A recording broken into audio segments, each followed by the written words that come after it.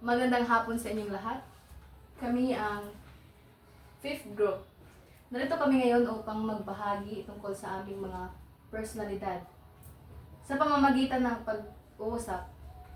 Simulan na natin. Ready na ba kayo? Simulan natin. Una, gusto kong ipaalam sa inyo na ako ay isang phlegmatic na tao. At ang abilidad ko ay humahanap ako ng pinakamadaling paraan para masolusyonan ang aking problema. At ang pagiging mahiyain ay ang nagpapahina sa akin dahil mahiyain akong tao. Ngunit may solusyon ako para dyan. At ito ang pagbutihin ang pakikipag-usap sa ibang tao, maging bukas at magpakita ng interes sa iba. Paano ka naman, kaibigan? Ako naman ay melancholic at ang abilidad ko ay thinker kasi mahilig ako maisip kung ano-ano at ang kahinaan ko naman ay isang perfectionist na tao kasi mahilig ako sa mga perfecto na bagay pero ito ang solusyon para sa akin. Tanggapin ang mga limitasyon, unawain na hindi perfecto ang lahat ng bagay na sa paligid natin. Ikaw naman kapatid, ano naman ang personalidad mo? Ako ay phlegmatic at ang aking abilidad ay low-key. Hindi ako detalyado o pasikat at ako ay pribado sa aking sarili. At ang kahinaan ko naman ay ang pagiging mahiyain.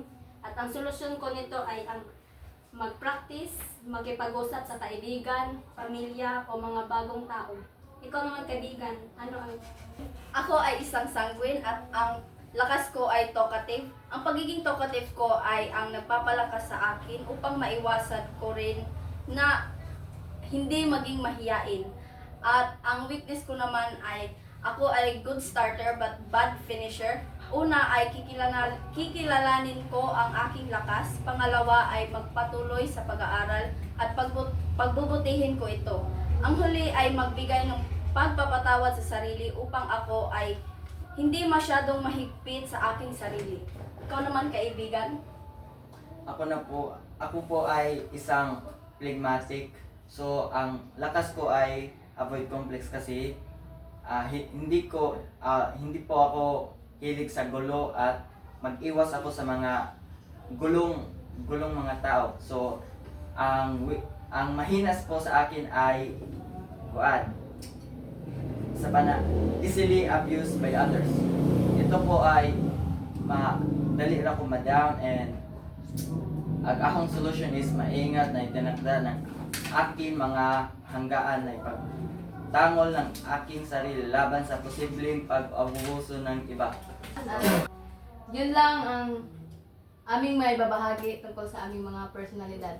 Maraming salamat. Maraming salamat. Salamat.